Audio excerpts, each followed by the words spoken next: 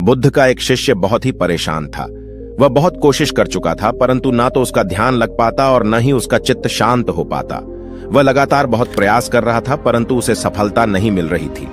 थक हार कर जब वह ध्यान करने में नाकाम रहा, वह बुद्ध के पास पहुंचा और बुद्ध को प्रणाम कर उसने कहा, हे बुद्ध, मुझ में क्या कमी है? यहाँ जितने भी भिक्षु हैं, सब किसी न किसी स्तर तक अपनी साधना करके पहुंच रहे हैं। सबको कुछ न कुछ मिल रहा है, परंतु बहुत प्रयास करने और प्रयत्न करने के बाद भी मैं कुछ भी नहीं प्राप्त कर सका। मैं कहीं नहीं पहुंच सका। मैं अपने मन को शांत नहीं कर पा रहा। जैसा मैं सांसारिक जीवन में परेशान था, वैसा ही मैं यहां भी परेशान हूं। मुझे समझ नहीं आ रहा कि मुझ में क्या कमी रह गई। बुद्ध ने कहा, इस दुनिया में कमी तो किसी के पास भी नहीं है। सब एक जैसी योग्यता रखते हैं, परंतु कुछ अपनी योग्यता का उपयोग करते हैं और कुछ अपनी योग्यता को भुलाकर अयोग्यता को याद रखते हैं। जो हमेशा अपनी कमियों को दोहराते हैं और अपने आप को कम समझते रहते हैं, वह कभी सफलता प्राप्त नहीं कर पाते। इसके उल्टे जो व्यक्ति अपनी कमियों को भुलाकर अपनी योग्यता को पहचानते हैं, वह हमेशा सफलता प्राप्त करते हैं। शिष्य ने कहा, हे बुद्ध, मैं भी तो अपने सांसारिक जीवन की कमियों को छोड़कर आपके पास आपकी शरण में अपनी योग्यता को जानकर यहां आया था, परंतु सब कुछ करने के बाद भी मुझे कुछ नहीं मिल रहा। बुद्ध ने कहा, दो घोड़े जिसमें एक बीमार है और एक स्वस्थ है, उन दोनों की योग्यता क्या है? शिष्य ने कहा, दोनों घोड़े, चाहे वह बीमार हों या स्वस्थ हों, दोनों की योग्यता तेज दौड़ना ही है। बुद्ध ने कहा, दो घोड़े जिनमें घोड़ा पूर्णतः स्वस्थ है और एक घोड़ा बीमार, वह थोड़ा थोड़ा आगे बढ़ जरूर सकता है, परंतु कभी भी तेज दौड़कर मंजिल पर नहीं पहुंच पाएगा। बुद्ध ने कहा, अगर वह घोड़ा अपनी बीमारी और अपने जख्मों से प्रेम करता हो तो और उसे ही बीमार और जख्मी रहने में मजा आता हो, और वह अपनी बीमारी और अपने जख्म को रोज बढ़ाता हो, तब वह कितना चल सकेगा? और यह भी चाहता हो कि वह उस तेज दौड़ने वाले घोड़े से आगे निकल जाए, तब क्या यह संभव हो सकेगा? शिष्य ने कहा, ऐसा नहीं हो सकेगा बुद्ध, बल्कि वह घोड़ा तो कहीं पहुंच ही नहीं सकेगा। बुद्ध ने कहा, बस इसी कारण से तुम नहीं पहुंच रहे हो। वह जख्मी घोड़ा कोई और नहीं, तुम ही हो। शिष्य ने कहा, हे बुद्ध, मैं आपकी बात समझ नहीं पाया। बुद्ध मुस्कुराए और कहा, मैं तुम्हें एक छोटी सी कहानी सुनाता हूं, शायद तुम समझ सको कि मैं क्या कह रहा हूं। एक गांव में एक युवा रहता था। उसने अपनी आंखों में बड़े बड़े सपने सजा रखे थे। एक दिन एक युवती के प्रेम में पड़कर वह अपने उन सारे सपनों को भूल गया।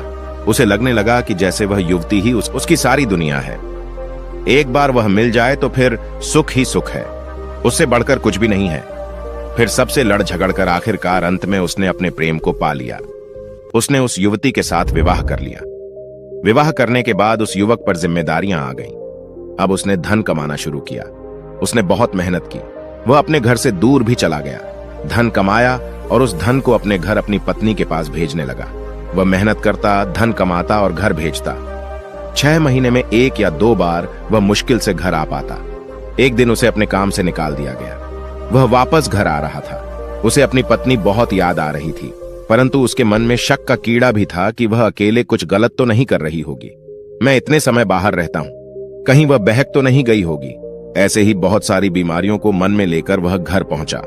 रात का समय था, कुछ भी ठीक से दिखाई नहीं दे रहा था। उसने बिना आवाज किए दरवाजे से झांकने की कोशिश की। उसने देखा कि उसकी पत्नी के साथ एक पुरुष है। यह देखते ही उसके सारे शक यकीन में बदल गए। वह दुखी हो गया और चुपचाप वहां से चला गया। अपनी पत्नी के द्वारा धोखा दिए जाने के कारण वह व्यथित था। क्या करे, उसे कुछ समझ नहीं आ रहा था। वह सोच रहा था कि वह उसके साथ ऐसा कैसे कर सकती है। वह इधर उधर भटकने लगा, हर किसी को अपने दुख की कहानी सुनाने लगा।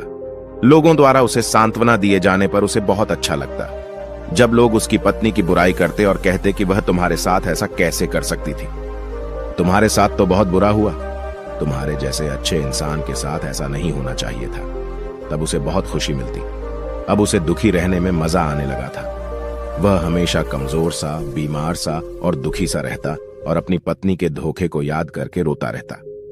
एक दिन उस युवक ने एक भिक्षु को देखा। उसे देखकर उसे लगा कि सांसारिक जीवन में जीने जैसा कुछ भी नहीं है, इसलिए उसे भी भिक्षु बन जाना चाहिए। इसलिए वह भिक्षु संघ में शामिल हो गया। यहां भी वह अपनी आपबीती सबको सुनाता रहता। वह चाहता कि सभी उसे सांत्वना दें, वह उसके दुख को समझे और उसके साथ दुखी हो। परंतु बाकी भिक्षु एक स्वस्थ घोड़े की भांति अपने ध्यान की यात्रा में भाग रहे थे। परंतु वह भिक्षु एक बीमार और जख्मी घोड़े की तरह था, जिसे अपनी बीमारी और जख्म कुरेदने में मजा आता। वहीं पड़ा हुआ बस दौड़ने की मंशा मन में लिए परेशान रहता, जबकि वह यह नहीं जानता था कि जिस पुरुष को उसने अपनी पत्नी के पास देखा था वह उसकी पत्नी का भाई था, जो अपनी बहन के बीमार होने पर उसकी देखभाल के लिए वहां आया था, क्योंकि उसका पति तो उसके पास था ही नहीं। यह सुनते ही वह व्यक्ति बुद्ध के चरणों में गिर गया और कहा, हे बुद्ध, यह तो मेरी ही कहानी है। मैं ही अपनी पत्नी को छोड़कर आया था। मुझसे यह क्या भूल हो गई? मैंने उससे क्यों नहीं पूछा? बिना सत्य का पता लगाए मैं उसे छोड़कर आ गया है। बुद्ध, मैं वापस जाना चाहता हूं। क्या आप मुझे आज्ञा देंगे? बुद्ध ने कहा, तुम्हारे पास मौका है। तुम चाहो तो यहां रुककर प्राप्त कर सकते हो जो वह बीमार घोड़ा कभी नहीं पा सकता। शिष्य ने कहा, हे बुद्ध, आप सत्य कहते हैं, परंतु मेरा मन अभी यहां नहीं है। मैं अपनी गलती को सुधारना चाहता हूं। बुद्ध ने कहा, तो ध्यान रहे, जीवन में दुखी होने के लिए इतने मौके नहीं हैं जितने कि सुखी और खुश रहने के लिए हैं। परंतु हमारी आदत ही कुछ ऐसी हो गई है कि हमें जरा सा दुख होता है तो हम उसे सर पर उठाकर चारों ओर घूमते रहते हैं। हमें अपने दुखों में मजा आता है, और अगर दुखों में मजा नहीं आता तो लोग दुख छोड़ नहीं देते, लेकिन वह उन दुखों को सबको बताते हैं, बताने का आनंद लेते हैं और खुश होते हैं।